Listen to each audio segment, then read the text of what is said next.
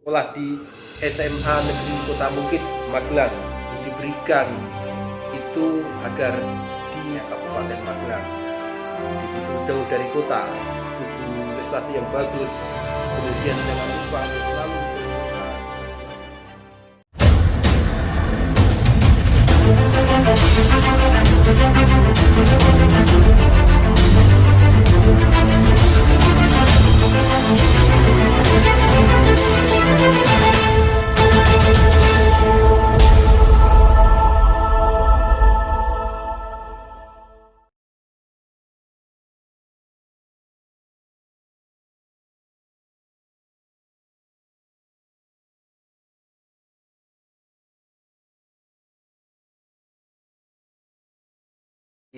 saya ini orang dari asal usulnya dari desa.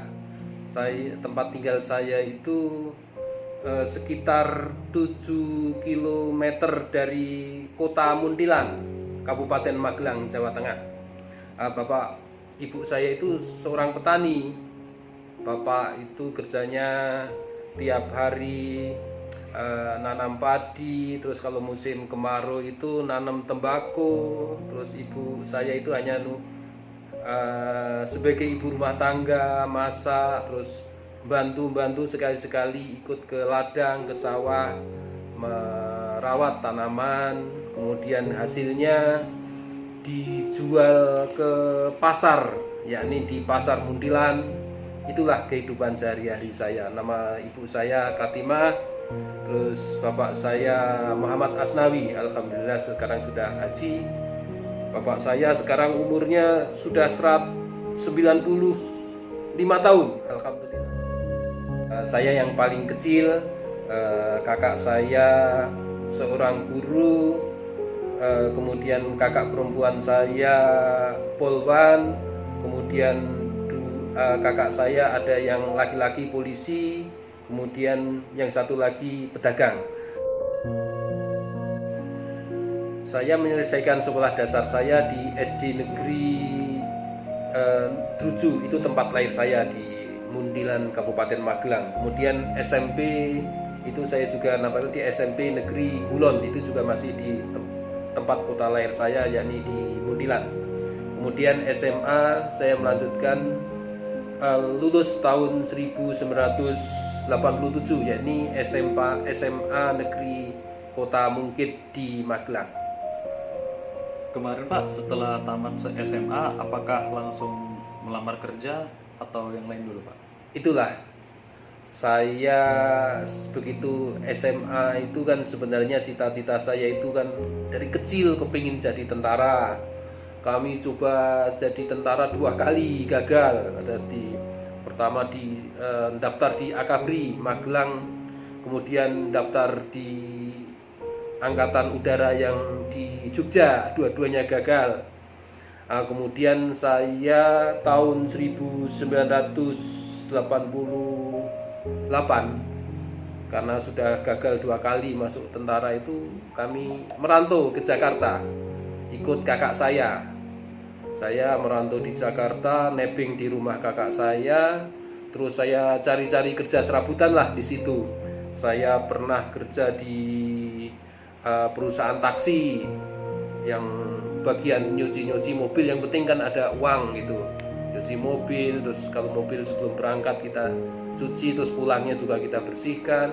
Kemudian saya juga pernah kerja di pabrik rotan di Bekasi, seingat saya di dekat Bekasi, dekat Pulau Gadung. Kemudian juga saya juga pernah kerja jadi sales barang-barang elektronik yang kita keliling itu. Itulah pengalaman saya yang yang kerja serabutan itu. Tadi juga Bapak ada menyebutkan sebagai juru parkir itu Pak, waktu di mana? Juru parkir saya di Lebak Bulus. Lebak Bulus itu di Jakarta Selatan. Di situ ada perumahan kejaksaan, terus di situ banyak tempatnya strategis, banyak mobil-mobil parkir. Nah, di situ saya mencari uang lah dengan memarkirkan mobil, menjaganya. Ya dari situ kan ada rezeki halal, bisa untuk menyambung hidup saya sendiri. Walaupun usia waktu itu antara 19 sampai 20 tahun. Jadi awal tahun 1990 saya dapat informasi dari saudara bahwa ada lowongan di Kejaksaan Agung. Kemudian saya daftarkanlah dengan ijazah yang saya punya. Kemudian alhamdulillah bulan pertama tahun 1990 saya ikut ujian dan diterima dan sebagai pegawai Kejaksaan Agung. Ya maklum dengan sekolah yang saya punya tersebut belum kuliah, makanya pangkat saya juga masih pangkat rendahan gitu.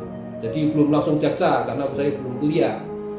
Selanjutnya kami melihat setelah masuk sebagai pegawai kejaksaan tersebut tahun 2002, setelah saya jadi pegawai rendahan di Kejaksaan Agung tersebut, saya kuliah di Universitas Muhammadiyah Jakarta. Saya kuliah dari tahun 2002 sampai 2007. Alhamdulillah saya tahun 2007 bisa lulus.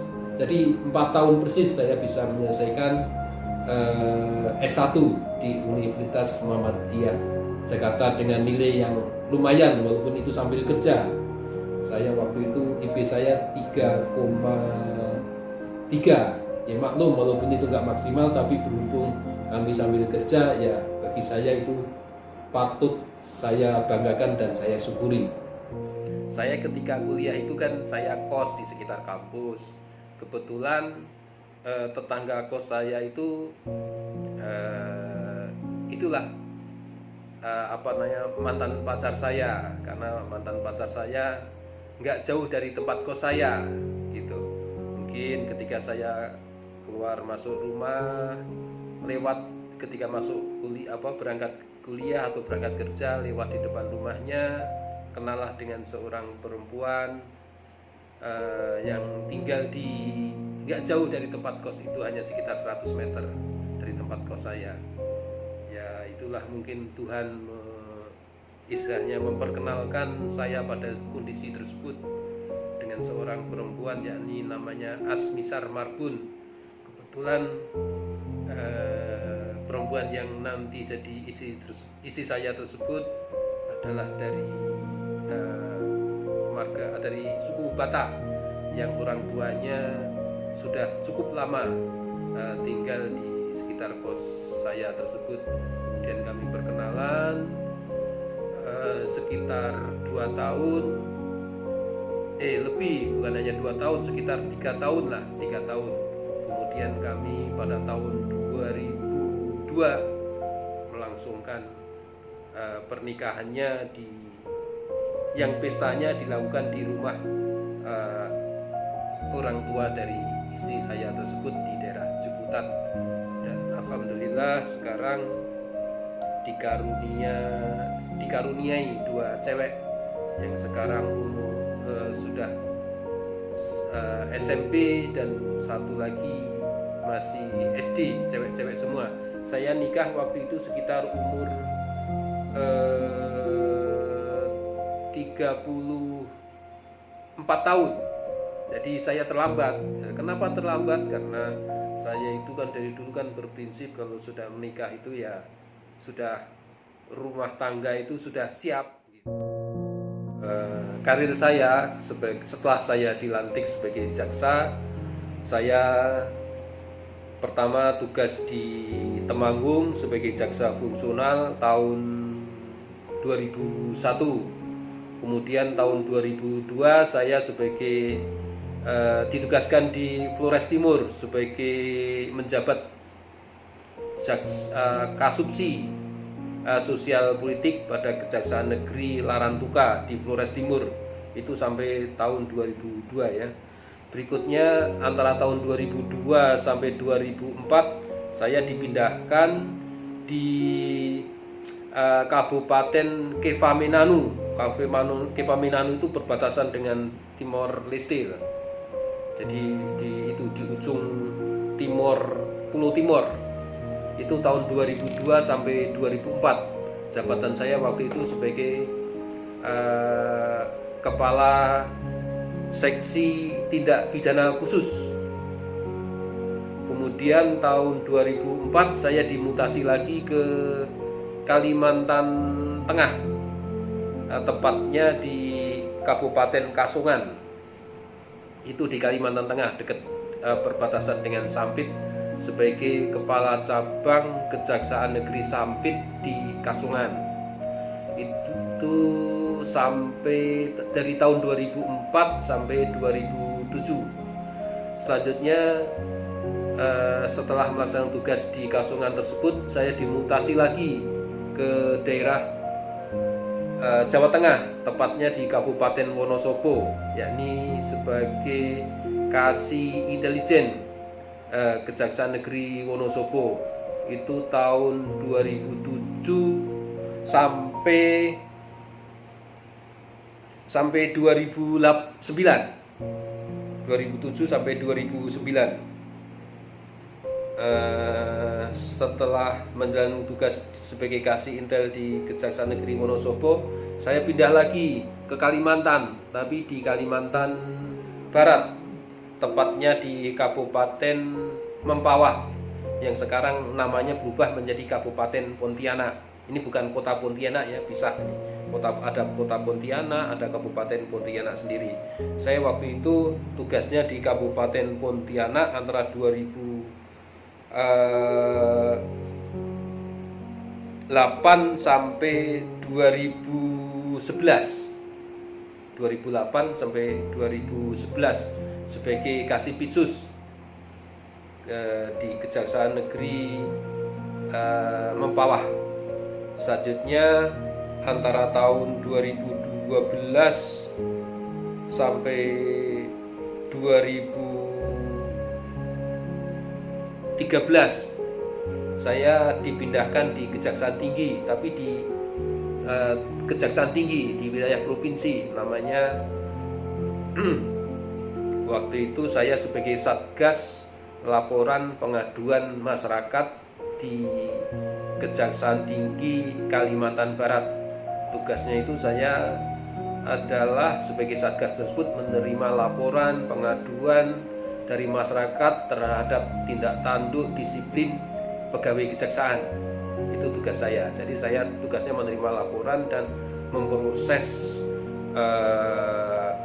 laporan masyarakat tersebut, termasuk mengusulkan mengenai sanksi apa yang akan dijatuhkan terhadap pelanggar atas adanya pengaduan masyarakat tersebut.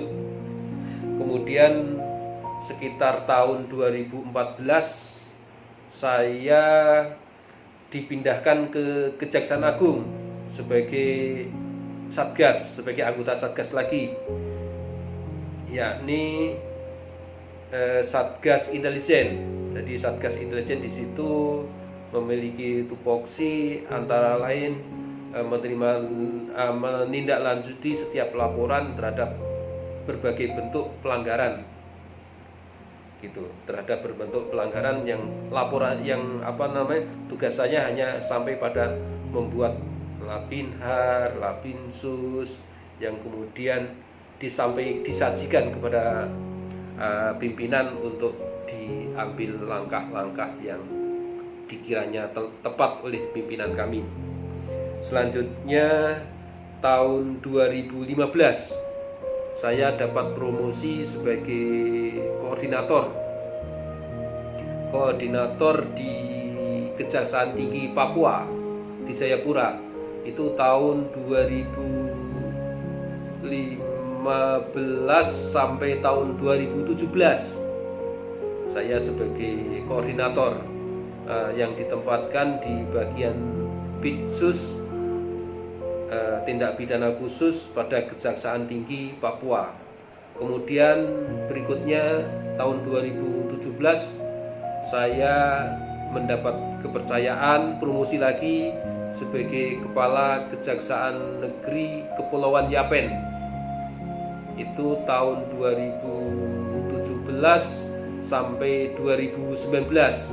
Jadi di Kepulauan Yapen itu wilayahnya, kalau menurut Bapak Presiden kita, namanya daerah yang terluar gitu, terluar dan terbelakang gitu. Jadi wilayah itu berhadapan langsung dengan Samudra Pasifik.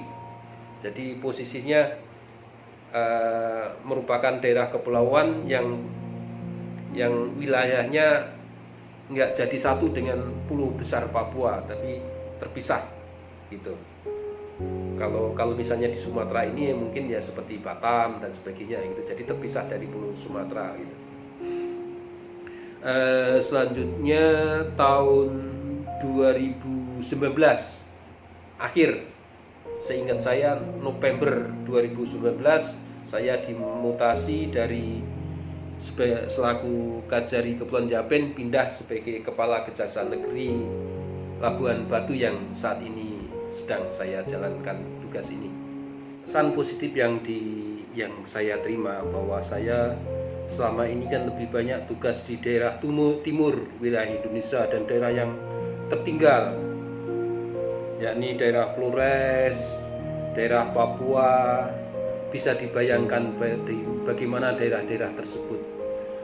Daerah Flores, daerah Papua itu kan budayanya berbeda dengan wilayah daerah bagian barat Indonesia. Daerah timur itu Papua, Flores itu kan mayoritas beragama Kristiani yang berbeda kebiasaan dengan saya pribadi. Walaupun demikian, banyak hal-hal positif yang bisa kita petik walaupun kita berbeda karakter, berbeda budaya, berbeda agama, tapi alhamdulillah saya bisa menjalankan tugas di tempat-tempat tersebut. Justru saya mendapat hikmah tugas di daerah-daerah tersebut. Hikmah tersebut antara lain bahwa kita tugas di daerah tersebut walaupun berbeda, mereka bisa menerima kita.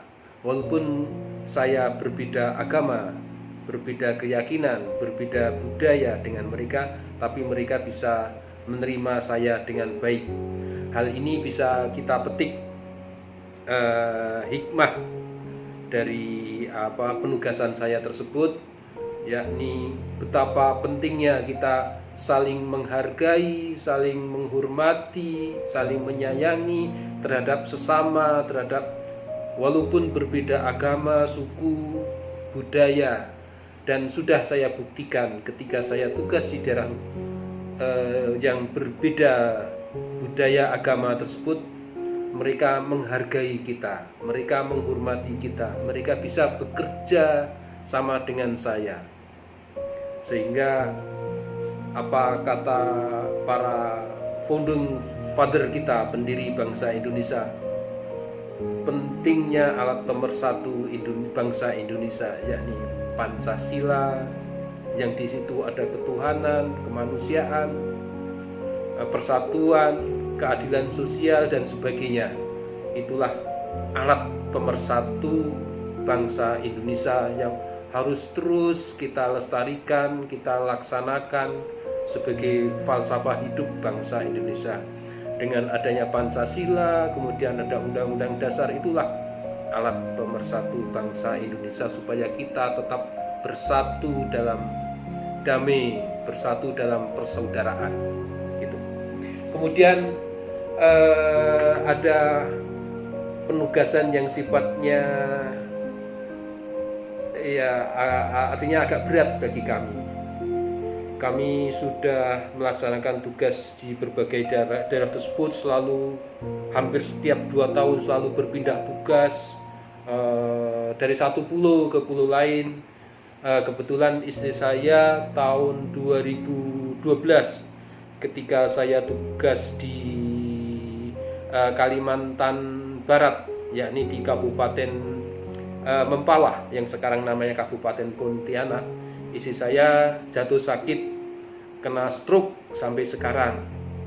Sehingga dengan adanya penugasan-penugasan yang selalu berpindah tersebut memaksa saya untuk tidak bisa setiap hari bisa menjaga istri saya dan juga berpisah dengan anak-anak saya, karena anak-anak saya harus berbagi tugas, yakni harus juga ikut tinggal satu rumah dengan istri saya. Jadi itulah yang berat. Walaupun demikian kami akan tetap berbagi waktu. Zaman sekarang kan sudah ada namanya WA, pakai media elektronik dan sebagainya. Jadi dari dulu hingga saat ini apa komitmen yang Bapak pegang dalam bertugas, Pak? Saya berkomitmen bahwa tugas yang saya emban adalah sebagai ladang ibadah. Jadi tugas dan kewajiban yang sudah dipercayakan oleh pimpinan saya sama Tuhan yang Maha Kuasa telah memberikan saya jabatan sebagai kacap jari ini, maka tugas-tugas saya, fungsi-fungsi saya akan saya laksanakan sebagai ladang ibadah. Artinya jabatan yang yang saya pegang ini akan saya manfaatkan sebaik-baiknya demi penegakan hukum, demi keadilan masyarakat. Pertama, kita selalu berdoa, meminta kepada Tuhan yang Maha Kuasa. Tapi jangan lupa, kita harus bekerja, berjuang untuk meraih itu semua. Kita jangan pesimis, kita misalnya anak orang yang nggak punya. Kita jangan pesimis, kita tidak ada kesempatan, mungkin karena kita punya kekurangan ini, kekurangan biaya dan sebagainya. Jangan pesimis. Yang penting perjuangan, karena Tuhan tidak akan merubah nasib umat selama kita sendiri tidak akan merubahnya. Itu yang harus jadi prinsip. Jadi tidak boleh kita, apalagi yang masih muda-muda, harus kita semangat. Kalau masih sekolah harus semangat untuk belajar sungguh-sungguh, untuk berprestasi yang bagus. Kemudian jangan lupa untuk selalu berdoa kepada Tuhan yang Maha Kuasa untuk memperjuangkan supaya apa yang dicita-citakan itu bisa diraih. Karena walaupun kita kerja capek, kerja keras, kita berjuang sesuatu, tapi kalau kita nggak pernah berdoa, nggak pernah mendekatkan diri pada Tuhan, saya yakin itu tidak akan tercapai yang kita cita-citakan. Karena semuanya itu adalah sudah merupakan kehendak, keinginan daripada Tuhan yang Maha Kuasa. Saya ingin berpesan kepada adik-adik, saudara-saudara, rekan-rekan sekalian yang ingin berprestasi, yang ingin meraih sesuatu. Saya berpesan agar amanah yang diberikan itu agar dilaksanakan dengan sebaik-baiknya. Artinya apa? Artinya maksimalkan amanah tersebut, jangan cederai amanah tersebut atau salah gunakan amanah tersebut. Saya yakin pimpinan akan selalu mempercayainya selama amanah tersebut selalu kita laksanakan dengan komitmen, dengan profesional, dengan jujur. Saya yakin karir akan selalu kita raih terus. Sebagai pimpinan, Pak, apa kebijakan yang Bapak lakukan agar pelayanan ke masyarakat itu lebih maksimal? Berawal dari prinsip bahwa saya selaku Kepala Kejaksaan Negeri ini adalah amanah yang dipercayakan oleh pimpinan kami, baik dari Kepala Kejaksaan Tinggi Sumatera Utara maupun Jaksa Agung, maupun sebagai amanah dari Tuhan yang Maha Kuasa. Maka jabatan yang saya emban ini akan saya gunakan sebaik-baiknya sebagai ladang ibadah. Untuk menciptakan sebagai ladang ibadah tersebut, maka saya akan melaksanakan berbagai macam kebijaksanaan demi pelayanan prima kepada masyarakat. Pertama-tama adalah kami akan melaksanakan tugas fungsi kantor kami itu secara transparan. Kami harus membedakan mana ini kepentingan pribadi, mana ini tugas kantor. Dalam soal keuangan juga begitu. Kita tidak boleh menyalahgunakan mengenai keuangan kantor untuk kepentingan pribadi. Kita tidak boleh menyalahgunakan jabatan di saya selaku Kajari ini untuk kepentingan pribadi. Berikutnya adalah meningkatkan tugas kejaksaan sebagai ladang ibadah. Itu tadi sudah kami sampaikan bahwa tugas kami sehari-hari akan saya anggap sebagai ladang ibadah. Jadi ibadah itu tidak hanya kita sebagai seorang muslim pergi ke masjid terus beribadah, sembahyang 5 waktu, naik haji dan sebagainya, bukan. Tapi dengan bekerja sungguh-sungguh adalah bagian daripada ibadah. Kemudian saya sebagai pimpinan, kami juga mengambil kebijaksanaan, saya harus sebagai contoh, sebagai role model gitu. Saya harus misalnya harus berangkat pagi, saya harus pola pikir, sikap, perbuatan saya harus bisa sebagai contoh terhadap semua pegawai kami. Kami juga mengingatkan kepada semua pegawai jaksa untuk melakukan pola hidup sederhana. Tidak boleh melakukan pamer kekayaannya dibawa ke kantor, karena hal tersebut akan menimbulkan dampak negatif terhadap masyarakat. Kemudian berikutnya kami akan mendekatkan diri kejaksaan dengan masyarakat. Mendekatkan diri kejaksaan dengan masyarakat.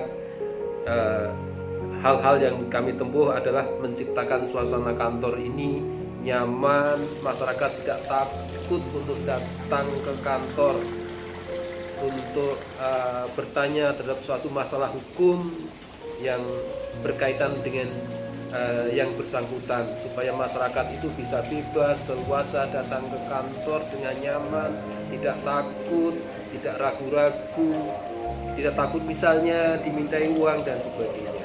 Itu menciptakan untuk mendekatkan kantor dengan masyarakat. Cara-cara yang ditempuh, yakni saya sudah menyiapkan mengenai PTSP, yakni suatu tempat untuk penerimaan tamu supaya mereka bisa nyaman duduk manis sambil menunggu pelayanan kami. Mereka saya siapkan misalnya minum, kita siapkan TV, siapkan buku-buku untuk bahan bacaan selama mereka menunggu. Kemudian saya sudah minta kepada jaksa yang akan menerima tamu itu supaya mereka ramah, sampaikan penjelasan dengan sebaik-baiknya supaya masyarakat tahu, karena itu hak daripada setiap masyarakat untuk memperoleh informasi. Kami juga sudah melakukan langkah untuk meringankan beban kepada masyarakat dengan cara salah satunya memberikan pelayanan pengantaran barang bukti. Mengingat di Kejaksaan Negeri Labuan Batu ini kan meliputi 2 kabupaten, adalah Labuan Batu Utara, Labuan Batu Induk. Labuan Batu Utara ini kan jauh gitu lokasinya dengan Rantau Rapat di mana Kejaksaan Negeri sekarang berada, sehingga masyarakat misalnya kalau ada mengambil barang bukti itu kan untuk datang ke kantor ini kan butuh biaya, butuh waktu gitu. Maka kami secara terjadwal mengantarkan barang bukti tersebut ke lokasi terdekat di Labuan Batu Utara untuk nantinya secara terjadwal mereka akan mengambil barang bukti tersebut di suatu lokasi yang nantinya akan ditentukan sebelumnya gitu. Jadi mereka tidak perlu harus datang ke kantor Kejaksaan Negeri Labuan Batu. Jangan sampai biaya untuk mengambil barang bukti itu lebih mahal dari barang yang diambil, misalnya HP, misalnya barang bukti yang nilainya kecil, TV, misalnya TV yang sudah rusak, misalnya yang nilainya hanya ratusan ribu, tapi mereka untuk datang ke sini butuh biaya yang mahal. Jangan sampai istilahnya mengambil biaya pengambilan lebih mahal dari nilai barang buktinya.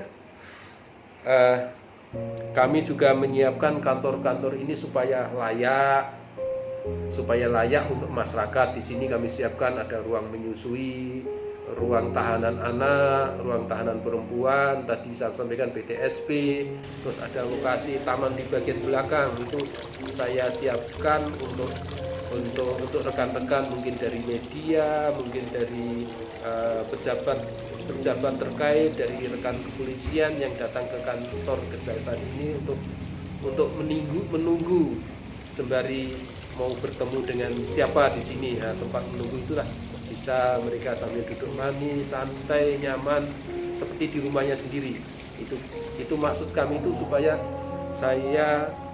kantor ini saya ciptakan supaya nyaman untuk masyarakat. Masyarakat akan terlayani, masyarakat jangan sampai datang ke sini terabaikan gitu. Hanya menyangkut mengenai tempat duduk aja dia bingung. Tapi di sini dengan datang di sini kita siapkan tempat duduknya yang nyaman, yang layak, yang manusiawi. Sehingga inilah bagian kami dari meningkatkan pelayanan terhadap masyarakat.